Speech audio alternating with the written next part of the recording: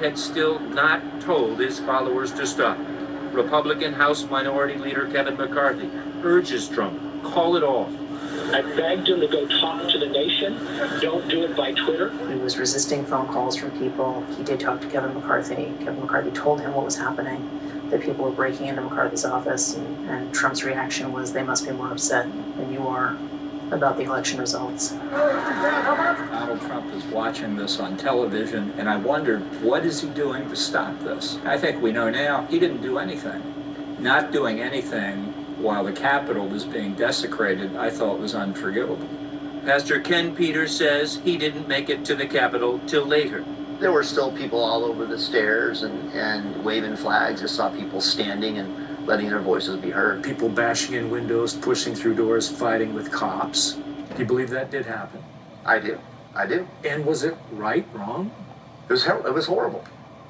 No, it was terrible. As Christians, we stand, but we don't riot. Christians are never to be destructive. Capitol Hill police, now formed in tactical units, were performing rescue missions. Congressman Jason Crow, among those trapped in the House gallery, was being escorted past rioters spread eagle on the ground. They were holding rioters at bay at gunpoint on the other side. Nancy Pelosi's staff waited 2 hours, barricaded and terrified, before they too were escorted to safety. That was easily the worst day of my life. The worst 2 hours of my life, easily. Amidst the chaos, QAnon believer Yvonne St. Cyr climbed through a window to get inside. I was caught up in the moment. Oh my gosh, we were storming the Capitol. I was inside the Capitol, and so I went live in the moment, and I stuck my head out the window and said, "This is our house." And all the energy and emotion of what I was feeling. Super sad that this is America, and Americans are being beaten for wanting to save their country. So welcome to communist America. Aren't you so fucking proud? By 4 o'clock, Vice President Pence was calling the acting Secretary of Defense, demanding he clear the Capitol. A moment later, battle raging. Trump finally tweets a pre-taped statement. I know your pain. I know you're hurt. We had an election that was stolen from us, but you have to go home now. Then, inexplicably, tells the mob, you're very special. Donald Trump asked everybody to go home. He just put out a tweet. It's a minute long. He asked everybody to go home. Josh Pruitt, who claims he was only in the Capitol for a half hour, it got a little too rowdy for me in there personally, so I decided to leave. Says he believes it was all a setup. I think that they let a bunch of people in so they could use their facial recognition and get every Trump supporter with charges that they could. That's what I think happened. And now you see in these pictures, you know, the cavalry, if you will, has arrived.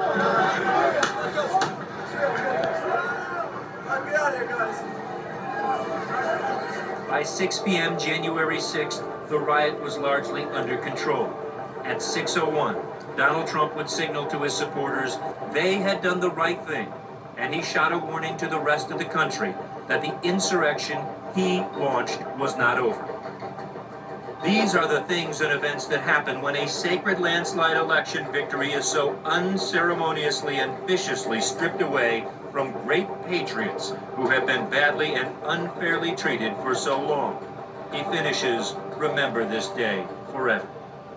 Congress has returned to the Capitol. But the day was not over. We went back and did our job. We fulfilled our constitutional duty, and they will never break us. To those who wreaked havoc in our Capitol today, you did not win.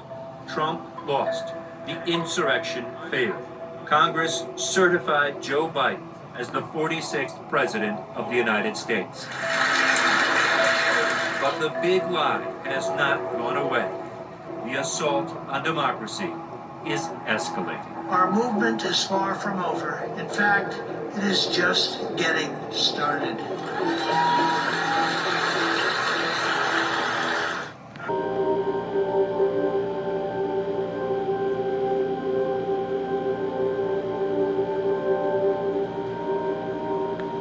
On the morning of January 7th, like the country itself, the United States Capitol appeared in shock.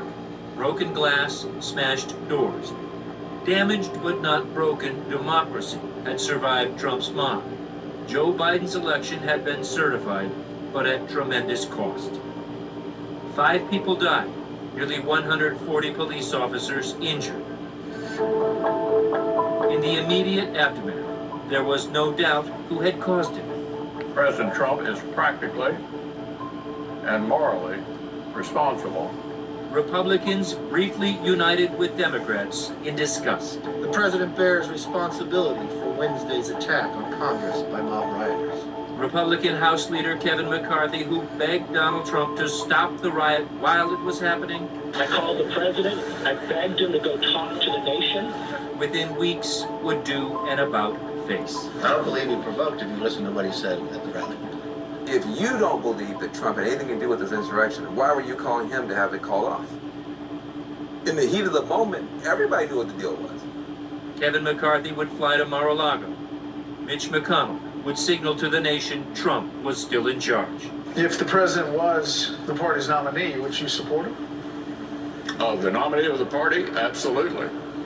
In that hypocrisy, lower-level Republicans, many conspiracy believers themselves, found their opening to rewrite the history of January 6th. Congressman Andrew Clyde from Georgia, who actually helped Capitol Police barricade the door that day, later said this. You know, if you didn't know the TV footage was a video from January the 6th, you would actually think it was a normal tourist visit. No one could look at this video, this video, or this video, and call January 6th a normal tourist visit. It's kind of eerie and haunting to me that for the rest of my life, I can go watch my sister die on camera. A horrible, horrible video. But it'll always be there. The scars of the siege on the Capitol are permanent. The lives of those who took part have been upended. Many faced prison time, lost jobs. It's cost me a lot. It's cost me a lot. COUY GRIFFIN faces federal charges, and his county commission seat is being threatened. Sorry, I'm not quitting. I'm not resigning. And still, he is a believer. I personally will never recognize Joe Biden as a president of the United States as long as I have the type of questions that I have regarding the elections. Yvonne St. Cyr, also charged for storming the Capitol, thinks it's all part of a grand plan. I don't regret going on January 6th at all, and I don't even regret going through the window. Bartender Josh Pruitt says he can't find a job because of his role in the riot. And as for the charges against him, you're in serious trouble. I'll be just fine. Because I didn't do anything. Oathkeeper Donovan Crowell is facing some of the most serious criminal charges in the Capitol breach. Took over the Capitol, overran the Capitol. We found him in Ohio, where he's awaiting trial. I'm with CNN. Excuse me? I'm with CNN, Mr. Crowell, Drew Griffin. Thanks, man. I'm good. How's your day? I've been talking to your mom and your sister. They mentioned that you might want to say something to us about... About what? About your case and whether or not you feel bad about it. I feel bad about my case? Feel bad about what you did? Well, actually, the things I did, I was hanging out with some of the wrong people, it seems like, but I didn't really do anything, so I feel pretty good that my case is going to come out and show that, so. Do you feel like you were manipulated into going to the Capitol? No, I really got nothing to say to you. I don't watch your garbage anyway. I love the person that he used to be, but I despise the person that he is now. He's not my son. And I still have a hard time believing that he did what he did. If he gets 20 years in prison, he'll be 70 years old before he gets out of there. Trump doesn't care about any of those people that stormed the Capitol for him. He doesn't care one iota about him. Hasn't even mentioned them since he's been out of the White House. January 6th only intensified the collective madness around the lie of a stolen election. Amateur Republican attempts are underway to recount ballots and sham audits only in states Trump lost. Republican governors and legislatures are passing new laws targeting mass vote fraud that never occurred. Scariest of all, the conspiracy theory that Trump could return in a military coup. The military is doing their own investigation, and at the right time, they're going to be restoring the republic with Trump as president. Well, once people are already radicalized, it is very difficult to bring them back. So just giving them facts doesn't work. It definitely does not work, especially for conspiracy theories. You can't give people facts and expect them to believe. They will just see that as feeding into the same conspiracy.